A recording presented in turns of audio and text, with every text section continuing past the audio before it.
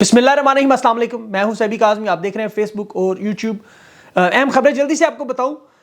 एक तो इद्दत जो निकाह का केस है वो फैसला महफूज हो चुका है, बुशरा बीबी की रिहाई कंफर्म होती नज़र आ रही है। और साइफर बड़ा अहम दिन आज का, तहरीक इंसाफ के रहनुमाओं की बड़ी तादाद अदालत में मौजूद, इमरान खान की बहनें भी मौजूद।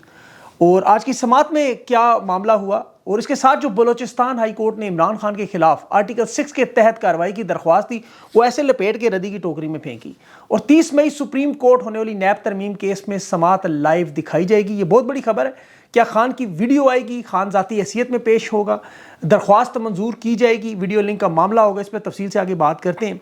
अडयाला जेल में इस वक्त जो है वो बड़ी अहम मुलाकातें भी आज हुई, कुछ अहम फैसले भी मुतवक्के हैं। मौलाना साहब की जो तहरीक इंसाफ के साथ मुलाकात, उसकी अंदरूनी कहानी में मुतालबात भी सामने आ गए। अपोजिशन इत्तेहाद इस्लामाबाद में बड़े जलसे का ऐलान, और इन जलसों में ताउन होगा इन्हें बाकायदा। शहबाज शरीफ अचानक अरब अमारात क्यों पहुंच गया, आसिफ अली जरदारी पहले से आपको पता है मुझसे बाहर है, काजी फायज बाहर है, मरियम नवाज की भी रवानगी की खबरें हैं। तो ये बड़े अहम मामलात है, क्या हो क्या रहा है। SIFC जो इन्वेस्टमेंट बनाने का मनसूबा बुरी तरह नाकाम, 50 साल तारीख में नया रिकॉर्ड के सरमायाकारी, 50 साल की कम तरीन सतह पर। और गंडापुर को, खैबर पख्तूनख्वा को SIFC से क्यों निकाला गया, 10वां इजलास क्यों नहीं बुलाया गया। ख्वाजा सराओं की फौज में के हक में बड़ी रैलियों का मकसद क्या है। और KP में सोशल मीडिया एक्टिविस्ट को अगवा कर लिया गया। वफाकी वजीर इतलात जो है अता तारड़ कैमरा मैनी क्यों कर रहा था ईरान में। और साइफर के मामले पर FIA के जो प्रोसिक्यूटर हैं, यहाँ से मैं तफसील आपको बताता हूँ, जो आज मान गए कि तकाजे पूरे नहीं किए, कि खान का ट्रायल शफाफ नहीं था, गलतियाँ थी, ट्रायल जजमेंट गलत थी, रिमांड बैक करके दोबारा ट्रायल कोर्ट में भेजा जाए। जैसे पहले 16-16 घंटे की समात जज अबुल हसनात जुल्करनैन करता रहा, इसी तरह अंधाधुंध इस ट्रायल में इंसाफ का खिलवाड़ करें। इनकी ख्वाहिश है दोबारा उधर लेके जाए, कभी डोनाल्ड डू को लेकर आएँ, कभी उसको लेकर आएँ, कभी लटकाएँ। आज अलामा नासिर अब्बास, साहबजादा हामिद, तहरीक इंसाफ की बड़ी तादाद में वहाँ रहनुमा मौजूद। प्रोसिक्यूटर का ये इतराफ़ कि साइफर का मामला बिल्कुल वही जो खान ने एक एक लफ्ज़ वही कहा, खान के खिलाफ जितने केसेस बने के सारे झूठ और बेबुनियाद। और ये देखें कि ट्रायल कोर्ट में रोज़ाना की बुनियाद पर चलाने का केस, इसमें वो FIA का प्रोसिक्यूटर जुल्फ़िकार नकवी वो जज से, मियां गुल हसन से कह रहा था कि ये देखें कि ट्रायल में किस तरह तारीखें दी जाती रही। हालांकि जज ने उसे कहा कि बाकी केसेस में तो नहीं होता, इसमें आपने क्यों इतनी जल्दी की, आपको इसमें क्या ऐसी अफरा तफरी थी। तो तोशा खाना भी देखें ख़त्म हो चुका है, साइफर भी फारिग हो चुका है, इद्दत का ये जो अलकादिर ट्रस्ट है वो भी ख़त्म शुद, ये डन डस्टेड करने वाले आज खुद डन डस्टेड ख़त्म शुद हो रहे हैं। आधी आधी रात को अदालतों के केस लगाते रहे, बहस करते रहे, दलाइल देते रहे। अभी अपने इख्तिताम की तरह इनके मन घड़त झूठे बोगस केस जो खुद सरकारी वकील तस्लीम कर रहे हैं साइफर में खड़े होकर कि गलत केसेस थे। खान की रिहाई होगी। आज मैं आपको वो बात देखें, खान पाकिस्तान की तारीख का वो सियासतदान बनने जा रहा है, बल्कि बड़े सगीर की कह लें, बगैर डील, बगैर मुज़ाकरात, बगैर लालच, बगैर मफाद, बगैर डर और खौफ के अपने तमाम केसेस खुद लड़ के बरी होकर बाहर आ रहे हैं कानूनी नुकात की बुनियाद पे। अब ये 3 MPO डालें, जो इनके दिल में आए डालें, इनके बोगस केसेस इंशाल्लाह। अब ये इनकी खबरें तो यही है कि खान को निकलने नहीं देंगे, लेकिन मैं आपको खबर दे रहा हूँ कि एस्टेब्लिशमेंट के बुजुर्ग मोहर बैठे हुए डिस्कस कर रहे हैं कि खान की रिहाई तो होनी है और जल्द अज जल्द होनी है। अब इस रिहाई को रोकना भी नहीं चाहते, इसके बाद के जो मराइल हैं उन्हें कैसे कंट्रोल करना। असल मसाइल ये है, खान बाहर आए, एहतजाजी मुजाहरे शुरू होंगे, खान मैंडेट मांगेगा, हुकूमत गिरेगी, खान दोबारा इनकी क्या गर्दनें नापना शुरू करेगा, एहतसाब का अमल शुरू करेगा, मामलात क्या होंगे। इसीलिए ये मरहलावार तमाम चीज़ों की गारंटी चाहते हैं, ये तमाम मामलात तय करना चाहते हैं। असल मामला ये है कि खान को कायल किया जाए, मटी पाओ, मुल्क के मफाद में आगे बढ़ो, आगे चलना है, हम भी आपके साथ चलने को तैयार है। इमरान खान इन मामलात में पीछे हटने को तैयार नहीं। अब इमरान खान जो कहते हैं कि आइन और कानून की जिद्दोजहद की है, 27 साल वही होगी, उस आइन और कानून से बाहर कोई काम नहीं करूँगा, चाहे कुछ भी हो जाए। अब यहाँ मसाइल पैदा होते हैं, आइन और कानून पर अगर चले तो फिर सबकी गर्दनें फिट होती हैं, इसलिए वो लोग पीछे कैसे हटें। अब नया केस पर बनाने पर मजबूर है, अपने साफियों कहने मजबूर है कि खान को जेल से नहीं निकलने देना।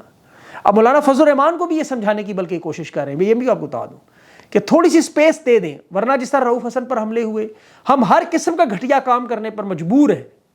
क्योंकि 2 साल के अंदर लेकिन तहरीक इंसाफ के लोग हों या पाकिस्तान की अवाम देखें, इनके अंदर इतनी मुज़ाहमत आ गई है, ये इनसेंसिटिव हो गए, अब इन्हें जुल्म इतना नज़र नहीं आता, ये बर्दाश्त करने के आदी हो गए।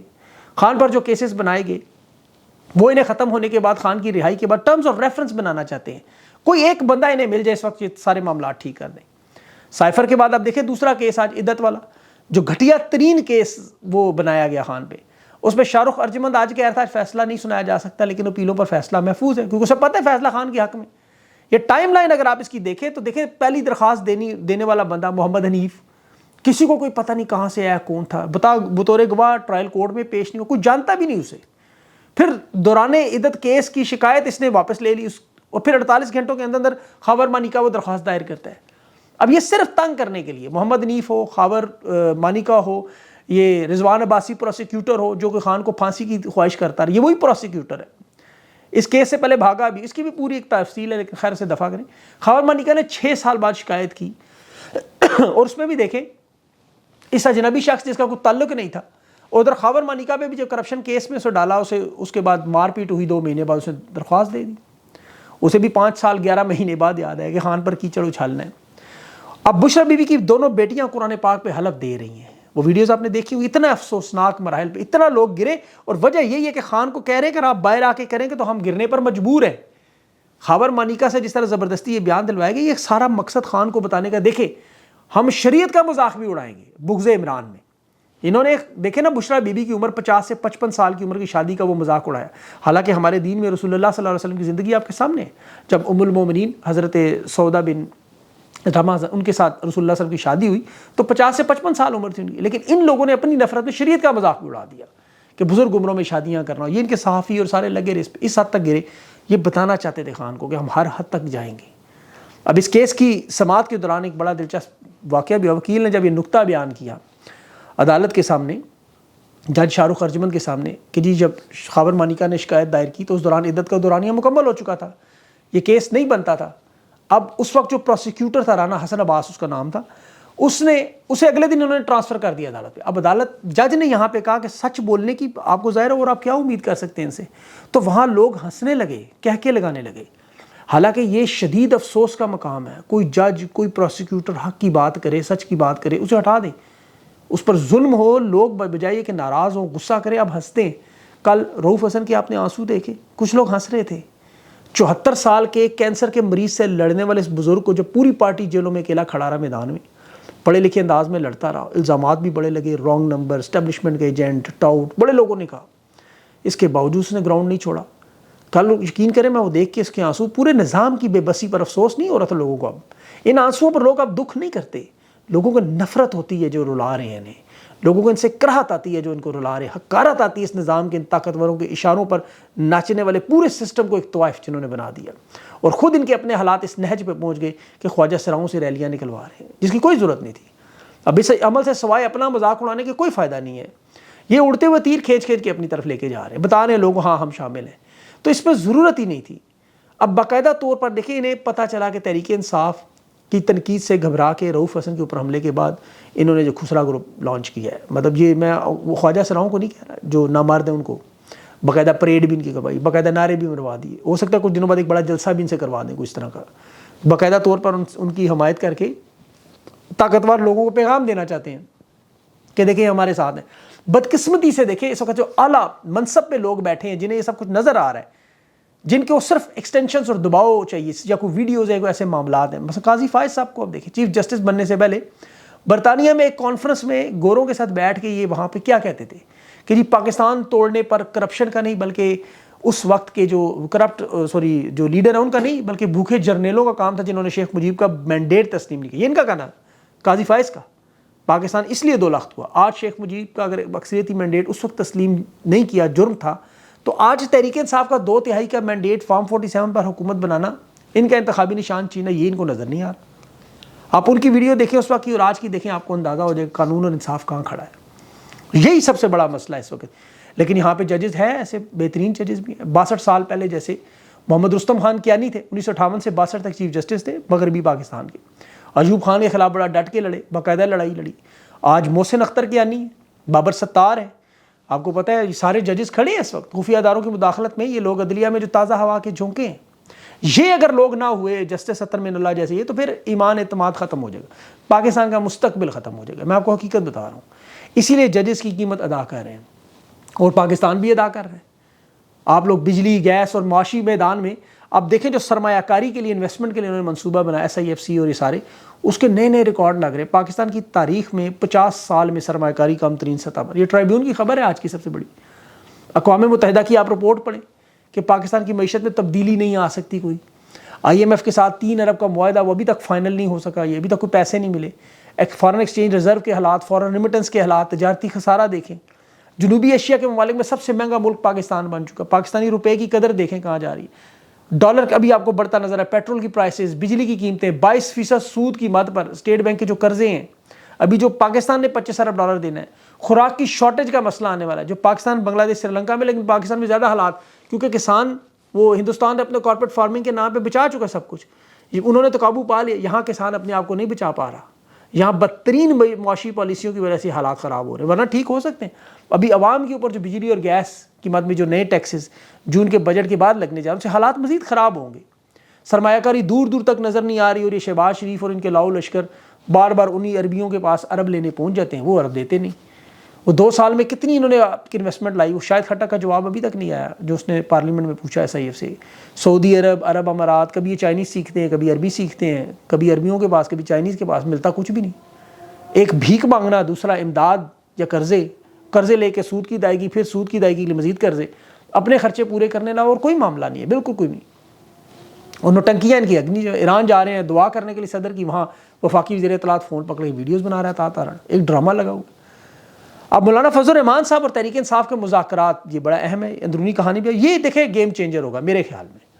یہ بڑا اہم معاملہ فضل الرحمان صاحب کا. ان کا بھی مطالبہ یہی کہ بااختیار کمیٹی ہو، ایسے لوگ جن کی فیصلہ سازی کی طاقت ہو، اور اس کے بعد پھر اگلے ہفتے نیا اجلاس جو تاریخ ہو اس میں دونوں جماعتیں مل کر احتجاجی تحریک کو شکل دیں. اور جلسہ جو اپوزیشن نے الائنس نے ان کا اتحاد ہے انہوں نے بھی اعلان کر دیا جلسے کا اسلام آباد میں. ابھی عمران خان سے جو آج مشاورت اڈیالہ جیل میں، اس کے بعد ایک بااختیار کمیٹی بنے گی. رؤوف حسن، عمر ایوب ہیں، شندانہ گلزار ہیں، داؤد شاہ ہیں، فردوس شمیم مکی ہیں، ویجے ریٹائرڈ، طاہر صادقی ملنے گئے ہوئے. 2-3 لوگوں کو نہیں ملنے دیا گیا.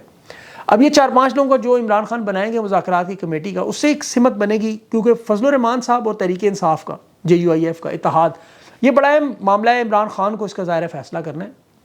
اور اس پر بہت سارے تحریک انصاف کے لوگوں کے تحفظات بھی ہیں. وہ ناراض بھی نظر آتے ہیں کہ ہمیں مولانا کے ساتھ کیوں ہاتھ ملانا پڑ رہا ہے. دیکھیں یہاں یہ چیز اگر یاد رکھیں، مولانا کے ساتھ اگر اعتراض ہے تو پھر محمود اچکزئی کے ساتھ بھی آپ کو اعتراض ہونا چاہیے. ان کے ساتھ بھی یہی معاملات تھے سارے. پھر اختر مینگل کے ساتھ کو بھی آپ کو اعتراض ہونا چاہیے. پھر آپ کو بہت سارے خان کے ایسے فیصلے بھی نظر آئیں گے جن پر آپ کو اعتراض ہو، جو آپ کو ناپسند ہو. لیکن یہ آپ کی خواہشات پہ عمران خان نے یا تحریک انصاف نے تو فیصلے نہیں کرنے. تحریک انصاف ایک سیاسی جماعت بھی ہے، یہ یاد رکھیں. یہ کوئی انقلابی صرف تحریک نہیں ہے. ایک سیاسی جماعت کے اوپر ظلم کر کے اسے تحریکی بنایا گیا انقلابی جماعت، ورنہ وہ ایک سیاسی جماعت ہے جو مذاکرات، بات چیت، اتحاد، جوڑ توڑ جس کا بڑا اہم حصہ ہے. عمران خان روایتی سیاستدان نہیں ہے. ان کے فیصلے اکثر اوقات عام لوگوں کی سمجھ میں نہیں آتے، لیکن وقت ثابت کرتا ہے کہ خان کے فیصلے درست ثابت ہیں. وہ انسان ہے بلا شبہ، غلطیاں بھی ہو سکتی ہیں. اور خود عمران خان کا ایک بڑا اہم بیان، اپنی اسٹیٹمنٹ ہے ان کی کہ میں نے اپنی جو زندگی میں غلطیوں سے بہت کچھ سیکھا، کہ غلطیاں نہ دہراؤں اپنی. تو یہ وجہ ہے کہ اب نواز شریف نے جو دیکھیں عدلیہ بحالی تحریک میں خان کو دھوکہ دیا تھا اس وقت، اس کے بعد عمران خان نے نواز شریف سے کبھی وہ ہاتھ نہیں ملایا. تحریک انصاف کو اس سے پہلے بھی الیکشن سے بائیکاٹ جب کروایا تھا باقی جماعتوں نے، خان ان کے ساتھ بھی نہیں جڑا. لیکن یہ جو دوبارہ اتحاد کی اب جو کوشش ہو رہی ہے، سیاست میں ہو یا عام حالات میں، لوگ بدلتے ہیں، دل بدلتے ہیں، وقت بدلتا ہے، حالات بدلتے ہیں. بڑے بڑے لوگ جو آپ کو انقلابی نظر آتے ہیں وقت پڑنے پر غائب، اور ایسے ایسے لوگ اب دیکھیں، اب خود دیکھ لیں. جو ڈاکٹر رؤوف حسن صاحب کو دیکھیں، یہ واقعہ آپ کے سامنے ہوا، اس نے بڑا کچھ سکھایا سب کو. تحریک انصاف کو جو بڑے بڑے قداور شخصیات تھی، ایک آدھا گھنٹہ ایک دن بھی نہیں گزار سکے، فل فور سرنڈر کر کے ہتھیار ڈال کے نکل گئے. دوسری طرف رؤوف حسن صاحب جیسے لوگ بزرگ بھی ہیں، شدید زخمی بھی، 19 ٹانکے بھی لگے، 74 سال عمر، کینسر سروائیور، دوبارہ بیٹھ کے اگلے دن ہی انہیں للکار ہے کہ بتاؤ مجھے کہاں گولی مارنی، جگہ بتاؤ میں آ جاتا. کوئی امید کر سکتا ہے رؤوف صاحب جیسا بندہ، اتنا بظاہر نظر آتے ہیں بزرگ، کہتے ہیں اسٹیبلشمنٹ ایجنٹ ہیں، یہ للکاریں گے اس طرح. اور وہ سارے جو جلسوں میں بڑے بڑے بیانات، بڑی بڑی باتیں، وہ اس طرح گر گئے. یہاں 80 سال کا چودھری پرویز الہی 1 سال پورا اسٹیبلشمنٹ کے سامنے جیل میں ڈٹا رہا، پسلیاں توڑوا بیٹھا اپنی. تو انسان سیکھتا ہے. مولانا فضل الرحمان کے ساتھ یہ اتحاد میرے خیال میں بڑی اہم ضرورت ہے. تحریک انصاف کی جان عمران خان ہے، اور جب تک تحریک انصاف کی قیادت آپ کو وہ ڈیلیور نہیں کر سکتی جو آپ عمران خان سے امید کرتے ہیں، اس لیے مجبوراً اس احتجاج کی تحریک میں انہیں فضل الرحمان صاحب کے ساتھ جانا ہوگا. اس میں تحفظات دونوں طرف سے، یہ بھی یاد رکھیں مولانا فضل الرحمان کے تحفظات زیادہ ہیں، تو اعتماد کی فضا پیدا ہونے میں کافی وقت لگے گا. اسی لیے کمیٹی بنے گی، حالات بنیں گے اور نظر آئیں گے. آخر میں ایک بڑی اہم چیز علی امین گنڈا پور صاحب کی توجہ میں آپ ضرور شیئر کریں. ابھی ایک اور نوجوان سید Hammad Ali Shah, social media activist ہے، منسیرا سے، اسے پوسٹ گریجویٹ کالج میں پڑھتا ہے. وہاں یہ عمران خان کی محبت میں پوسٹیں لگاتا ہے، تنقید بھی کرتا ہے، کبھی کبھی تلخ باتیں بھی کرتا ہوگا بیچ میں. میں نے تو زیادہ تفصیل سے دیکھا نہیں، مجھے خبر ہی ملی ہے. ہاسٹل سے اٹھایا, سٹی تھانہ منصیرہ میں اس کو رکھا ہے. جرم یہی ہے جو اس کا سوشل میڈیا ایکٹیوسٹ ہے. اور جو حد تک عزت پنجاب میں واردات ہو رہی ہے, کم از کم خیبر پختونخوا میں تو یہ نہیں ہونا چاہیے. تو وہاں کم از کم ایک صوبہ تو ایسا ہو جہاں لوگ کو آزادی اظہار رائے سے بول سکیں, جہاں علی امین گنڈا پور پہ بھی تنقید کر سکے, سب پہ کر سکے. تو آئین کی حکمرانی ہو, قانون کی حکمرانی. ان لوگوں کو غصہ آتا ہے جی کہ یہ آپ کیسے باتیں کر جاتے ہیں, تنقید کر جاتے ہیں, افسوس کر جاتے ہیں, گالیاں دے جاتے ہیں. حالانکہ جب یہ لوگ عورتوں, بچوں, بزرگوں پہ ظلم کرتے ہیں وہ نظر نہیں آتے, گالیاں بری لگتی ہیں. اندازہ کریں, کل وہ کاکڑ صاحب بھی, انوار اللہ کاکڑ جو میرے ساتھ انٹرویو آج آپ نے دیکھا ہوگا, وہ بار بار یہ کہتے ہیں لوگ ہمیں گالیاں دیتے ہیں. اور گالیاں دینے, گالیاں آپ کے ساتھ لگتی تو نہیں, لیکن ظلم و ستم آپ کرتے ہیں لوگوں پہ. لوگ ٹھیک ہے نازیبا الفاظ اور سننے کہنے کی باتیں ہیں نا, سنیں ادھر سے کان سے نکال دیں نہ پڑیں, لیکن جو ظلم و ستم اس کے بدلے میں آپ کرتے ہیں وہ کسی صورت میں جسٹیفائی نہیں. یورپ کے دنیا بھر کے معاشرے میں آپ وزیر اعظم سے لے کے آرمی چیف کو, دنیا کے جس مرضی ملک کے, اس کو 5-5 ہزار گالیاں دیں, وہ برا نہیں مناتے. وہ اس کے جواب میں کہ آپ کو رگڑ کے ادھر اوپر آپ کے بلڈوزر چلا دیں گے, نہیں, ایسا نہیں ہوتا کبھی بھی. گالیاں دینا غلط بات ہے, انتہائی غلط بات ہے, کمزور آدمیوں کی نشان. لیکن جو دیتے ہیں آپ ان کو آپ کا مار مار کے حد تک عزت پہ کیسز ڈالنے شروع کر دیں گے, یہ کوئی طریقہ نہیں. کہ جی مریم نواز کی شان میں کوئی گستاخی کر دے. اب آپ پبلک میں آئے ہیں, آپ پبلک پراپرٹی بنتے ہیں, کوئی آپ کے اوپر کمنٹس کرتے ہیں لوگ, غلط بلو دا بیلٹ کبھی بھی نہیں بات کرنی چاہیے اخلاقی اعتبار سے. خواتین ہو, مرد ہو, سب کی عزت. لیکن یہ حد تک عزت کا قانون بنا لینا جی کہ اب ان کے بارے میں کوئی بات کرے تو اس کو اٹھا لے. اب نون لیگ کے اپنے لوگوں کے, ان کے تو اپنے لوگ کہتے ہیں ہم تو نئی نئی گالیاں ایجاد کرتے ہیں. وہ شیخ رحیل اصغر کے آپ کو اسٹیٹمنٹ یاد ہوں گی, وہ باتیں کم گالیاں زیادہ دیتے ہیں. تو وہ کہتے ہیں پنجاب کا کلچر ہے گالیاں دینا. ان کے تو بہت ساری ایسی اسٹیٹمنٹس ہیں نون لیگ کے, رانا ثناء اللہ کی اسٹیٹمنٹس ہیں, سب لوگوں کی. تو ان کی تو ایسے ایسے الفاظ ہیں, ایسی ایسی تصویریں گندی پھینکنی, اور بھٹو کے بارے میں, اور مطلب کلچر انہوں نے بنایا ہوگا خود ایک. اور لیکن اب حد تک عزت کا قانون بنا کے صرف اس وجہ سے پروٹیکٹ کرنے کے لیے ان کے بارے میں بات نہ کی جائے, جیسے یہ کوئی آسمانی صحیفے ہیں. ایسا لوگ نہیں مانیں گے, اس طرح نہیں ہوتا. تہذیب اور تمیز سے بات کرنی چاہیے, لیکن لوگوں کو اٹھانا اس کا حل نہیں. بہرحال اگلی ویڈیو تک کے لیے مجھے اجازت دیں, اپنا خیال رکھیں, اللہ حافظ.